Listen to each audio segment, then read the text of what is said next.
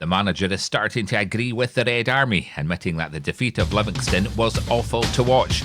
We have more on the game coming up, plus we're post-match with Derek, plus a roundup of the rest of the Dons news from the past week on the AFC DONScast with me, Graham Mackay, on Tuesday, the 24th of September.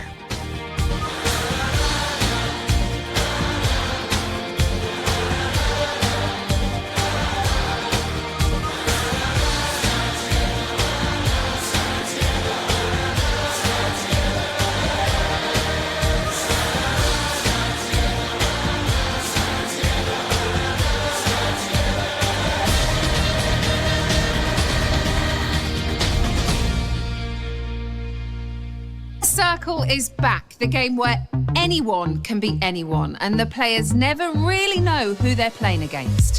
Who will they dare to be? Join me live on Channel 4 to see who will enter the circle. It is going to be one hell of a few weeks. I can't wait.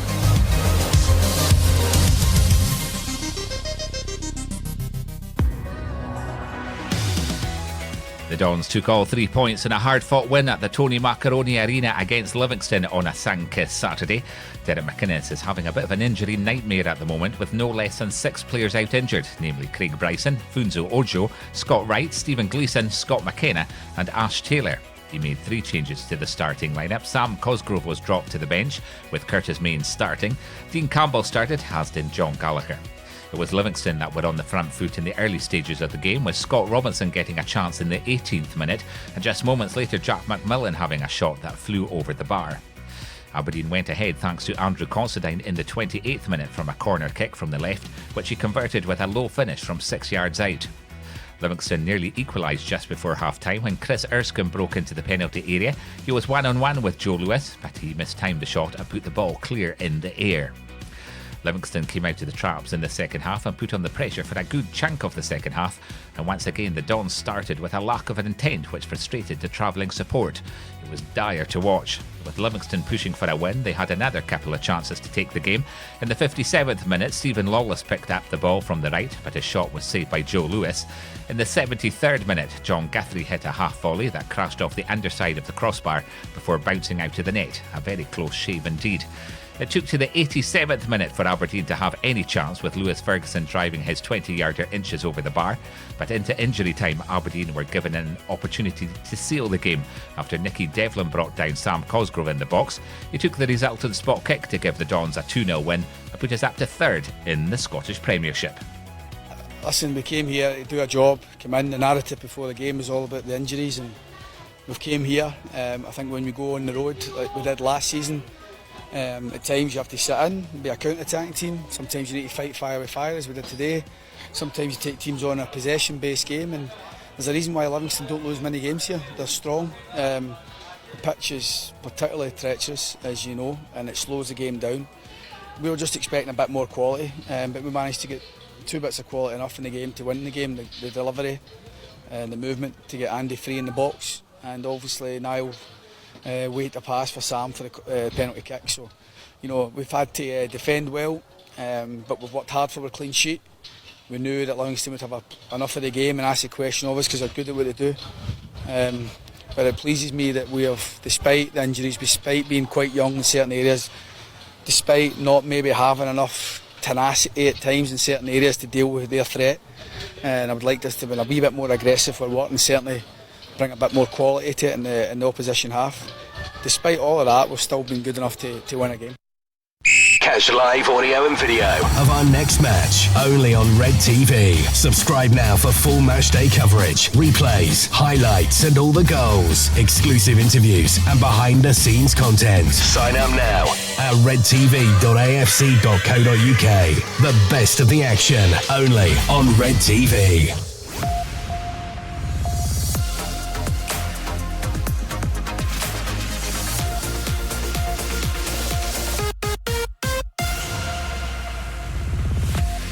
Elsewhere in the Scottish Premiership at the weekend, on Saturday, Ross County hit back to defeat Motherwell 2-1 at Fir Park and move level on points with the Steelmen, while it finished 0-0 between St Mirren and Hamilton Accies in Paisley. On Sunday, Aaron Hickey grabbed a dramatic late winner as Hearts came from behind to beat Hibs 2-1 at Easter Road. Celtic remain 3 points clear at the top of the table after a 3-1 home win over Kilmarnock, who went ahead through Eamon Brophy.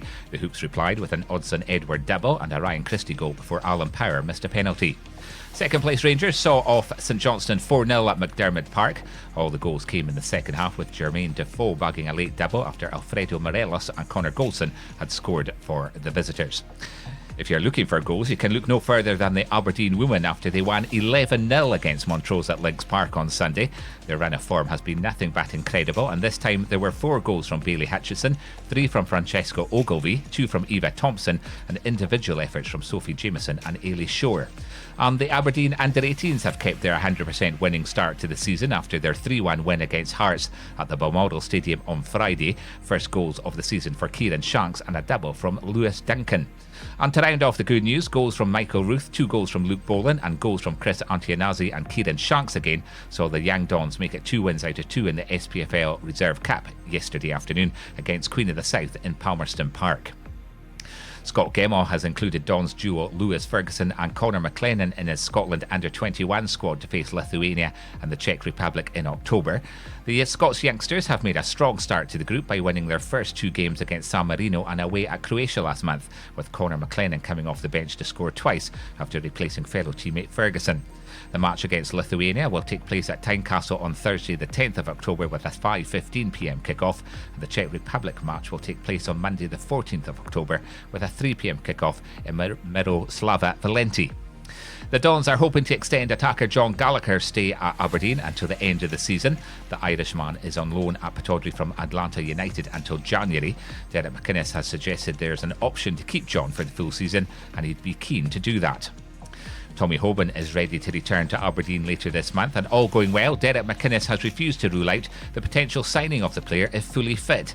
The Republic of Ireland international will continue his rehabilitation from a knee injury at Pittodrie and would be expected to return to full fitness from his cruciate ligament injury in late October or early November. Tommy suffered his injury setback while on loan at Aberdeen in February this year during our 2-2 draw against St Mirren at Pittodrie. He suffered a similar injury to the other knee in pre-season training with Watford in 2017. And in other injury news, Scott Wright is set to undergo surgery on his cruciate ligament this week, and Stephen Gleeson has begun running again and is expected to return to full training in the next few weeks. And finally, former Aberdeen goalie Theo Snelders is to be inducted in the club's Hall of Fame. Over his time at Pittodrie, Snelders made 227 appearances before his departure in 1996. He'll be inducted into Aberdeen's Hall of Fame on Thursday the 21st of November at the Chester Hotel. The circle is ready, the players are ready, I am ready. Join me to see who will enter the circle. Starts Tuesday the 24th of September on Channel 4. So a quick ticket update. Tickets for our League Cup match against Hearts tomorrow night in Edinburgh are still on sale. You'll need to buy them direct from the ticket office at this late stage. Tickets for our away match against Rangers on Saturday went on general sale yesterday afternoon. The Chancellors are charging £32 for an adult ticket, £24 for concessions and £12 for under-16s, which is a bit ridiculous. Tickets for our home match against Hibs on Saturday the 5th of October are now on sale. You can book your tickets for any of these matches online at afc.co.uk/e-tickets or by calling 01224 63 1903 or visiting the ticket office in person. Tickets for our home match against Celtic on Sunday the 27th of October will go on sale to Aberdeen and Sam Free members at 9:30am on Saturday the 5th of October, and those with 3 or more points from the same time on Sunday the 6th. Red TV subscribers should be aware that there have been a few changes introduced last weekend to introduce digital rights management and a new platform for video coverage. There's advice and guidance on all the changes on the Aberdeen and Inverness Reds website. Aberdeen are back in action again tomorrow night in the Scottish League Cup against Hearts at Tynecastle. Kick-off is at 7:45pm, and if you're not heading to the game, you can listen in or view the match live on Red TV. And we'll have live score updates on our Facebook and Twitter feeds. Just search for Inverness Reds for that. And I'll be back with a roundup from that match and the weekend match against Rangers next Tuesday on the AFC DONScast. Till then, have a great week and stand free.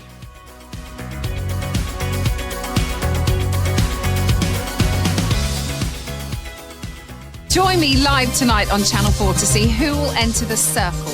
Anything can happen.